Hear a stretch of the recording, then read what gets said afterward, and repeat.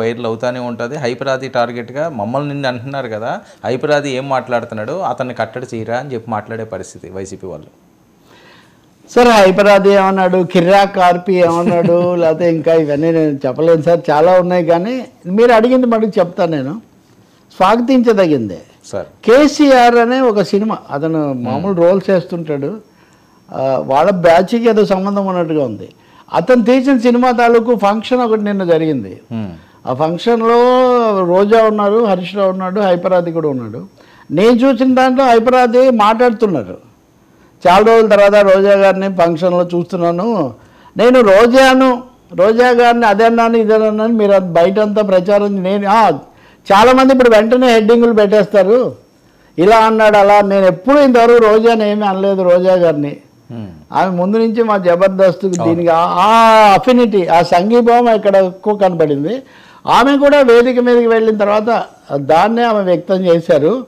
కానీ దీని కంటిన్యూషన్ అంటే ఉదయాన్నే వైసీపీ సోషల్ మీడియాలో ఒక మిత్రుడు ఎప్పుడు ఎక్కువ యాక్టివ్గా పెడుతుంటాడు, మేమందరం పిచ్చోళ్ళమా మీరు వేదికల మీద అంటే నేను చెప్పే అసహనం ద్వేషం ఎంత పెరిగిపోయాయి మన దగ్గర అంటే, రాజకీయ పార్టీల నాయకులు శిబిరాలకు చెందిన వాళ్ళు విమర్శించుకున్నంత మాత్రాన, అనుకున్నంత మాత్రాన ఏదో శాశ్వత వైరంలాగా ఆ ఇంటి మీద కాకి ఈ ఇంటి మీద వాళ్ళకూడదు అన్న పద్ధతిలో ఉండాలంటే అది సరికాదండి. అది ఇందకట్లాగే ఆమె చెప్పారు స్పిరిట్గా, ఆయన కూడా చెప్పారు. అంతెందుకండి, పవన్ కళ్యాణ్ రోజా విపరీతంగా విమర్శించుకుంటున్నప్పుడు నాగబాబు రోజా కలిసి జబర్దస్త్ చేయలేదా? నాగబాబు అప్పుడు కూడా జనసేన తర్వాత పూర్తిగా వచ్చాడు కానీ, బట్ బేసిక్గా ఆయన 2019 ఎన్నికలకు ముందు నుంచే రాజకీయ చైతన్యంతో ఉన్నాడు.